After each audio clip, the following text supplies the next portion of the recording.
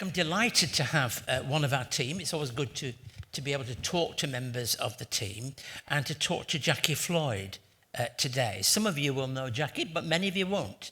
Jacqui has particular responsibilities in the area of financial counselling and helping people in those challenges, and that's really a big issue today. Tell us a bit about yourself, Jacqui. Hi, Keith. Lovely to be here.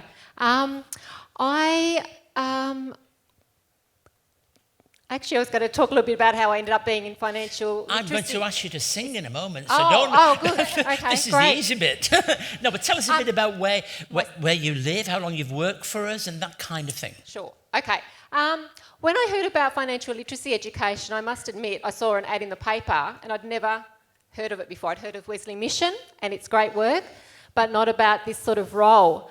And it actually, at that time, I was at a bit of a crossroads and had an opportunity to look at my future direction and what I was interested in moving into. And I just saw it as such a good fit for my past and my experiences. So let's just talk about that past, because that past is important to you. Yep. You did work for Uniting in a world context. Tell us about that. I did. So my husband and I, we've been a part of the Uniting Church all our lives, and we ended up in West Timor in Indonesia for 7 years as mission co-workers, teaching at a Christian university there, predominantly teaching English to potential English teachers, and also setting up a computer centre there.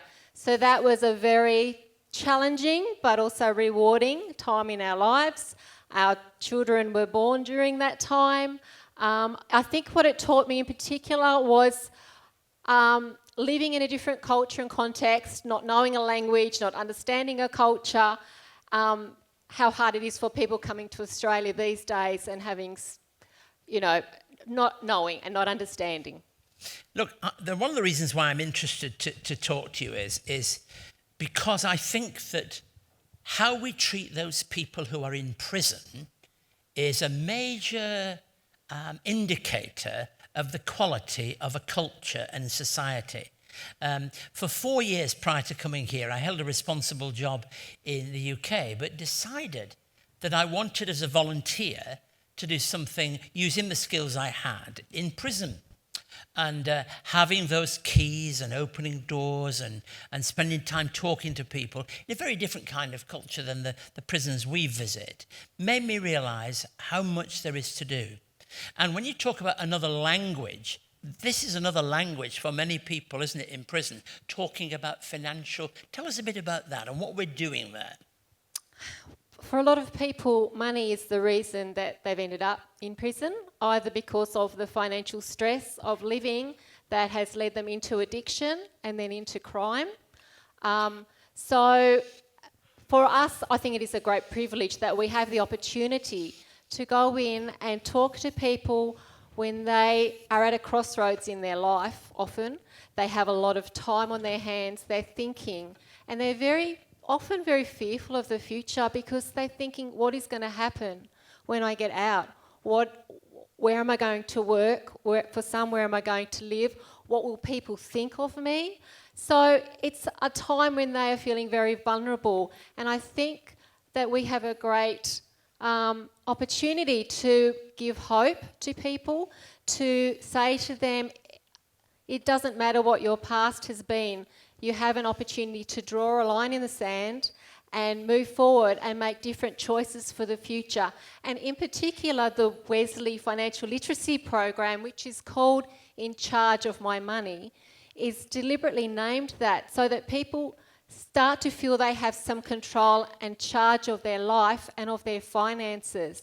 And their finances are no longer dictating their lives for them. We all experience in society the value that, or the message that's being sent out about, to be happy, to be fulfilled, you need to have the latest and the greatest and the best all the time. And if people keep pursuing that, it can lead to a lot of financial stress, a lot of debt, a lot of unhappiness, a lot of relationship struggles. So our message to all community groups, but especially to those in prison, that we have the great opportunity to visit now, is to say there is hope, there are ways that you can move forward, there are places and people that you can see. There's a National Debt Helpline, there are financial counsellors who can support you in moving forward, but also helping them have the understanding and the knowledge and the skills themselves to be able to say, actually, I do have choices and I can take a different path for my future.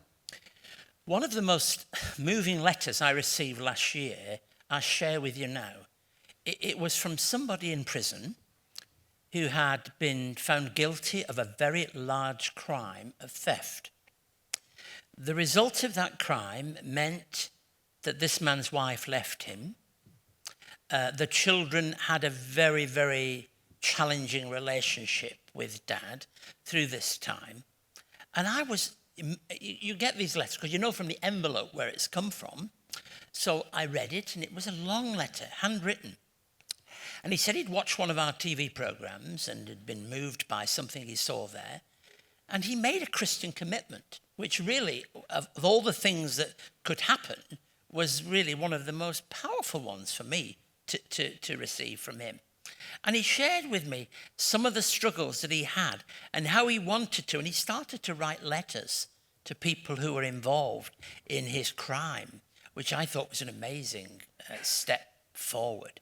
But what's clear to me is, and this is a comment about the whole judicial prison service, as it were, we end up dealing with the issues that need to be dealt with too late. So at the moment, where are we actually working prior to being the end of the story so that we can actually help people in those situations? Whereabouts are we? So Wesley has that unique opportunity to be meeting people before they're going out, for some people, some inmates, they're literally walking out the prison gates with a small cash advance from their Centrelink and the green outfit that they've got on. If they didn't come in with other clothes or they're unsuitable to wear, they actually are walking out with that. And for some of them, that's it. And it's off you go. Hope we don't see you again.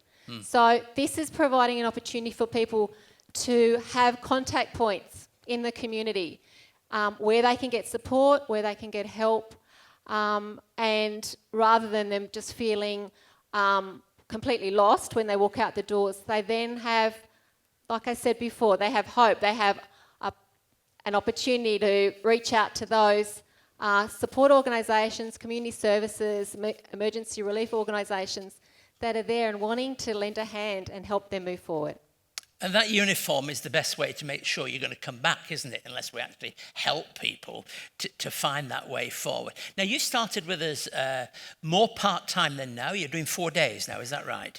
It was actually 4. I'm down to 3 this year, Keith, because my daughter's doing HSC, so I just wanted to give a little bit more time to her for this year. So Might be as difficult as going into the prisons, to do things, because it will have its own personal challenges for you. But we're delighted to hear that story. But there are positive things, aren't there? And this is one of the areas I felt that people needed to know about, because it's a positive thing that we're doing, but we don't write articles about it. You don't find us blowing about this either on TV or in our impact at the level we do other services. So I wanted to say thank you to you. How does it match up, your Christian faith and all of this? How does all of this feel when put together?